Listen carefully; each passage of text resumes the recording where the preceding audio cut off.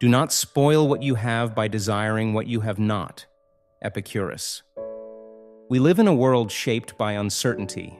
The weight of political unrest, climate anxiety, economic instability, and the relentless pace of modern life has left many people quietly unraveling. Stress has become ambient. Fear feels like the background noise of daily existence. And amidst all this, more and more people are beginning to ask deeper questions. What really matters? What kind of life is worth living?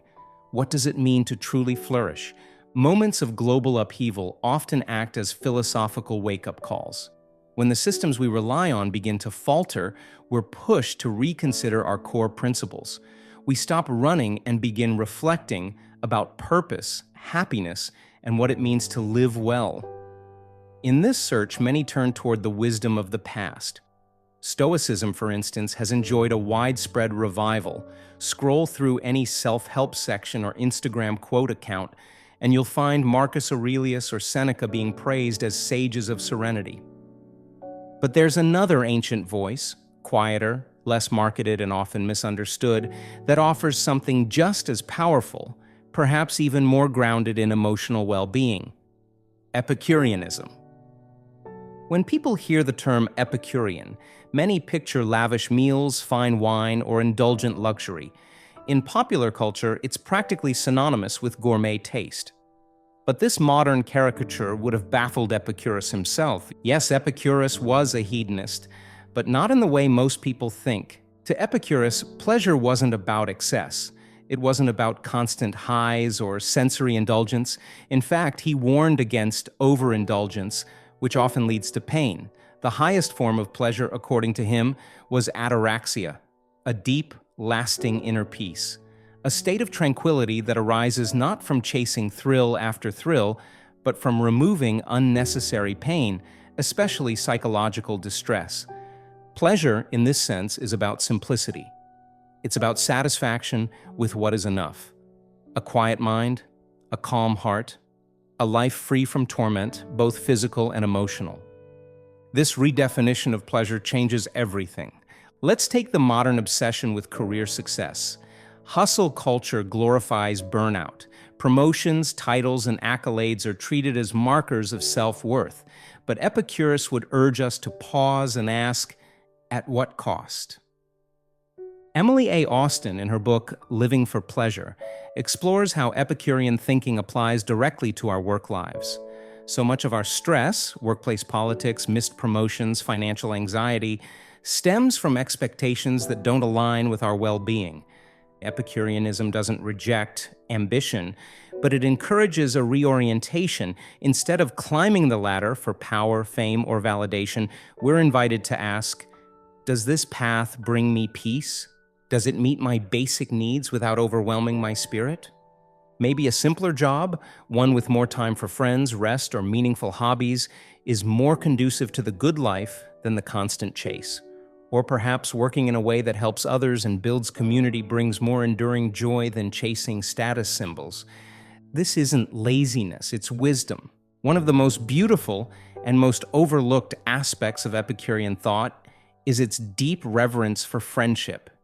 To Epicurus, friends weren't just companions, they were essential. He considered friendship just as important as food or shelter for a flourishing life. Why? Because friends bring security, support, and shared joy. They help carry the weight of suffering and amplify the moments of peace. In times of distress, it's our friendships and not our wealth or our achievements that truly nourish us.